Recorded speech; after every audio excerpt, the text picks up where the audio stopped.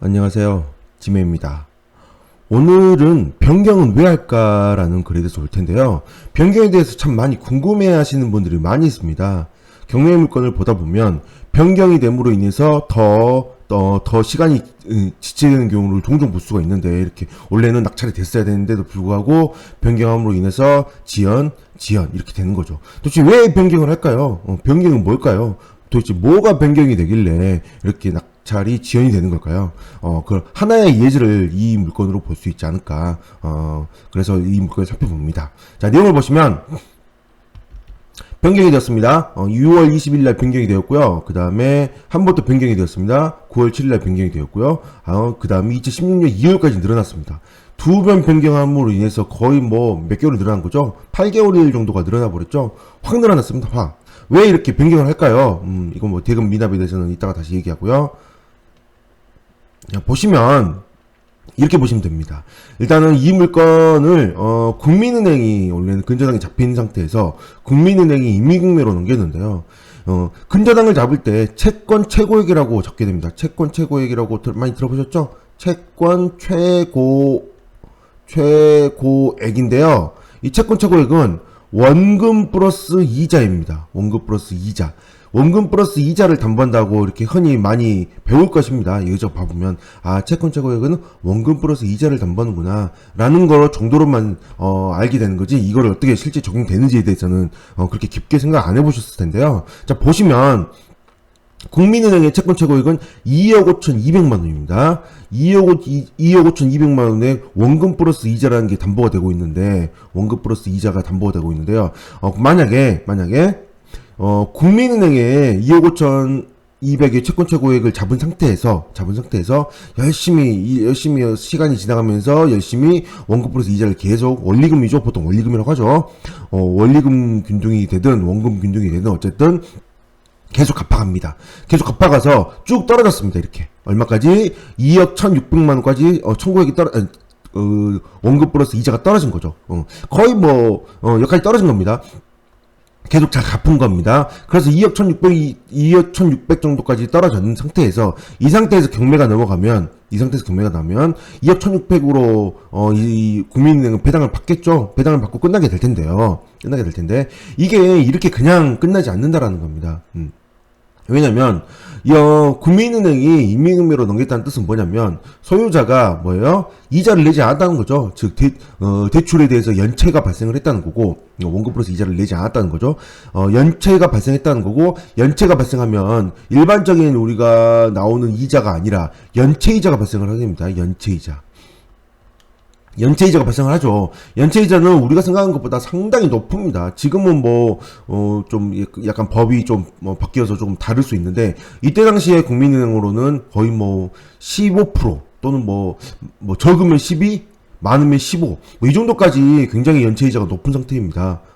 이 상태에서, 이렇게 높은 상태에서 만약에 이게 지금 이 청구액이라는 것도 궁금해 하시는 분이 많은데, 청구액이라는 거는 2014년 12월 8일 날 국민은행이 처음 경매로 넘깁니다. 처음 경매로 넘길 때, 이때 경매로 넘길 때는 내가 지금 받아야 될 때니 원금 플러스 이자가 2억 1,600만 원입니다 라고 알려주게 되는 거죠. 그리고 나서 경매로 넘기고 나서, 경매가 낙찰될 때까지 얼마 정도 걸리죠? 보통 아파트 같은 경우는 한 1년 정도는 기다려야 되는 거죠.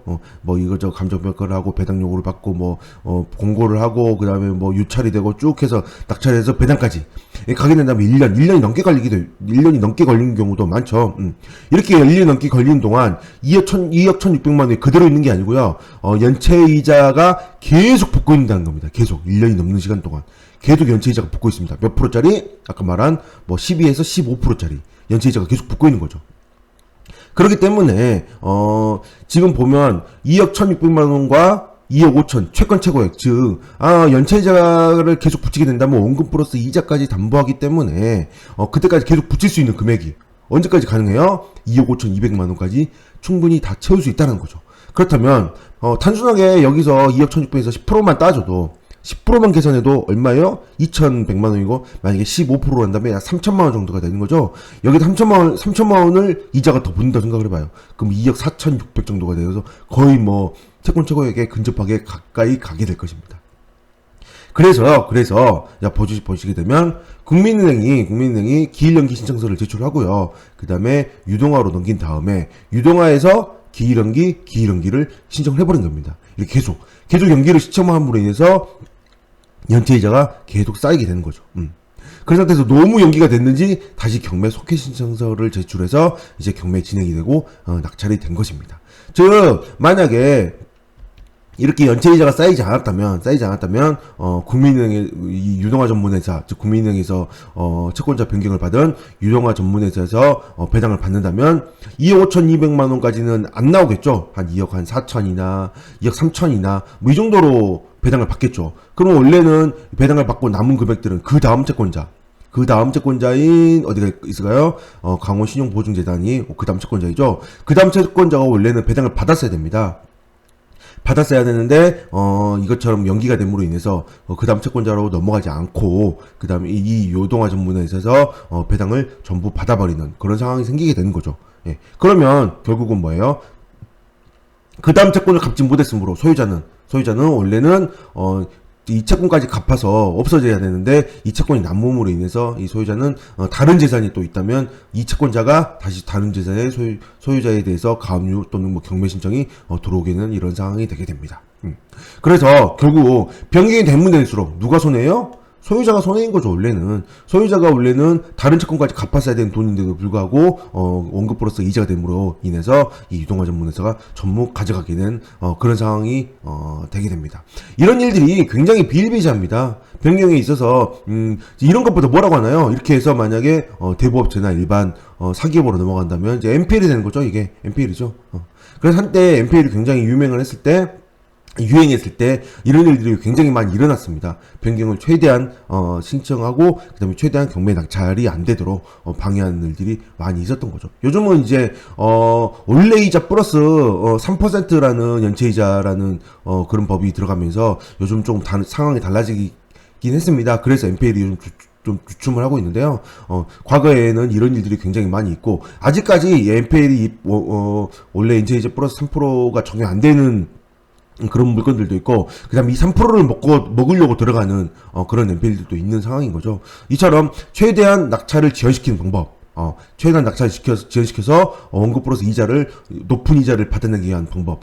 그 이유 때문에 이렇게 변경을 하고 있는 겁니다. 여러분이 생각하는 것처럼 되게 좀 많은 일들이 일어나고 있죠. 이런 것들은 뭐 부동산에서는 볼 수 없는 일인데 경매의 특징으로만 이 근저당의 채권 최고액이라는 특징을 이용해서 이런 식으로 최대한 미뤄서 낙찰받게 하는 방법입니다. 여러분들 이런 거 안 나가면 어떻게 해야 되나요?